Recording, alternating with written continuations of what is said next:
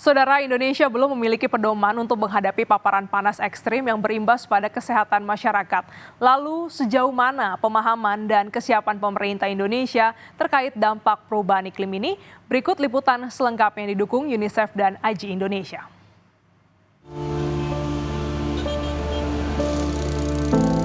Proyeksi iklim oleh panel antar pemerintah tentang perubahan iklim telah mengindikasikan bahwa suhu bisa menjadi lebih panas jika emisi terus meningkat.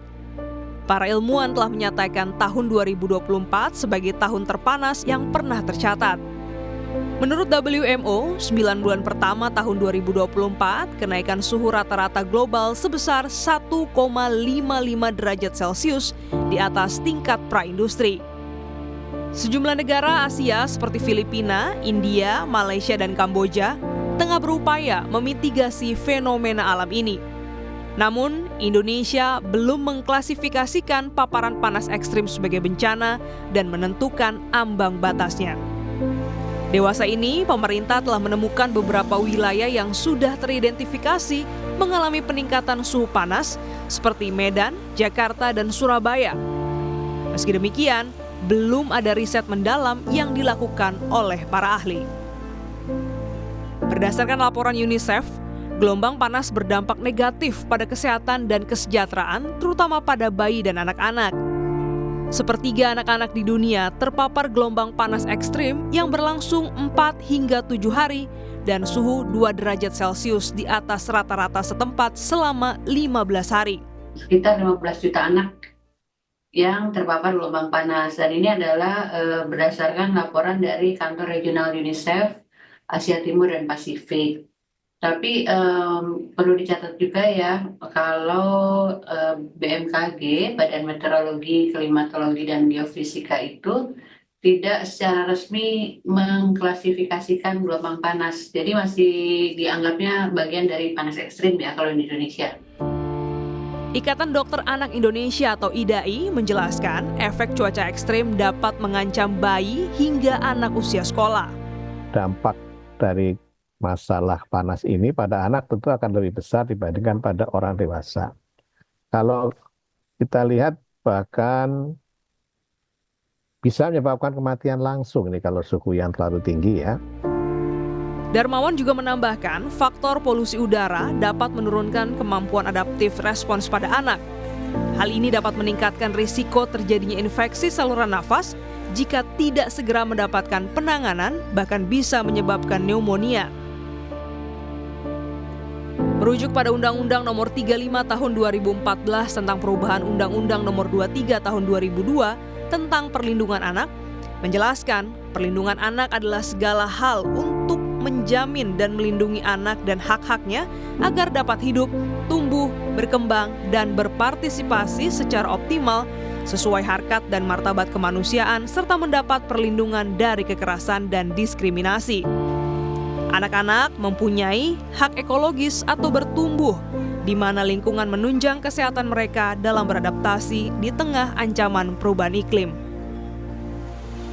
Kami beranjak ke kota Medan, Sumatera Utara untuk mendengar curahan hati seorang ibu yang anaknya terdampak panas ekstrim. Berawal ketika sang anak menderita batuk disertai demam tinggi hingga kehilangan selera makan pada bulan Maret. Hal ini jadi alasan krusial untuk membawa anaknya berobat. Dokter tak pernah mengira kondisi anaknya terlambat diberikan penanganan medis. Ia menjelaskan sejumlah faktor sehingga anaknya divonis mengidap pneumonia. Jadi faktornya itu ya bisa banyak, mungkin daya tahan tubuhnya lagi lemah gitu. Tapi kalau melihat kondisi saat itu memang di Medan itu kan beberapa bulan terakhir itu kan cuaca itu panas gitu kan. Kadang-kadang di siang hari itu sampai 34 derajat Celcius, matahari terik, terus tiba-tiba panas, tiba-tiba turun hujan, tiba-tiba hujan panas, tiba-tiba sudah mendung gitu kan. Jadi menurut dokternya itu ya itu yang menyebabkan tubuhnya itu butuh penyesuaian. Jadi imunnya itu capek bekerja lah gitu. Sebagai negara tropis, Indonesia tidak bisa menghindari dampak panas ekstrim. Kementerian Kesehatan telah berupaya memitigasi dampak terhadap anak khususnya. Puskesmas mengikuti ke masyarakat apabila panas ekstrim Jangan keluar rumah lah ya kalau tidak diperlukan. Dan perhatikan anak-anak untuk tanda-tanda dehidrasi ya. Tanda dehidrasi biasanya mulutnya kering, terus dia tidak kencing gitu ya. Itu tanda-tanda dehidrasi. Nah, seperti kalau dia di luar, dia otomatis kan nanti panas, kulitnya merah ya. Ya itu kita edukasi ke masyarakat. Erma Yuli Hastin, ahli klimatologi dan perubahan iklim BRIN, menilai untuk melindungi anak diperlukan pedoman yang diatur oleh pemerintah. Pemerintah itu harus menyediakan strukturnya, ya kan? Instrumen kebijakannya, regulasinya, gitu kan, untuk mengantisipasi, dan memang harus banyak inisiatif gitu loh. Setahu saya itu sudah menjadi concern di Asia Tenggara. Temasek misalnya itu sangat agresif gitu ya, mencari cara solusi-solusi gitu yang berasal dari masyarakat. Dia bikin pendanaan ini itu yang menginisiasi apa nih ide-ide untuk meredam atau mengurangi ya kan dampak dari perubahan iklim di semua sektor gitu.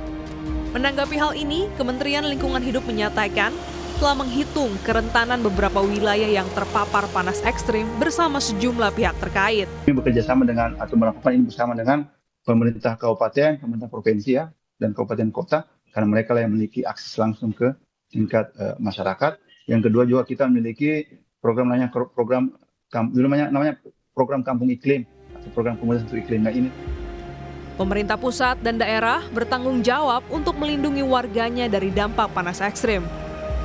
Pekerjaan rumah menanti diselesaikan sembari berlomba dengan krisis iklim yang kian nyata dampaknya. Bicara data, nanar mata melihatnya. Bicara teori, pasti ada jalannya. Otoritas selalu sebut telah berupaya, namun ada korban, miris hati jadinya. Aksi kecil lebih bijak untuk cegah akibatnya. Glenis Oktania dan tim liputan Kompas TV.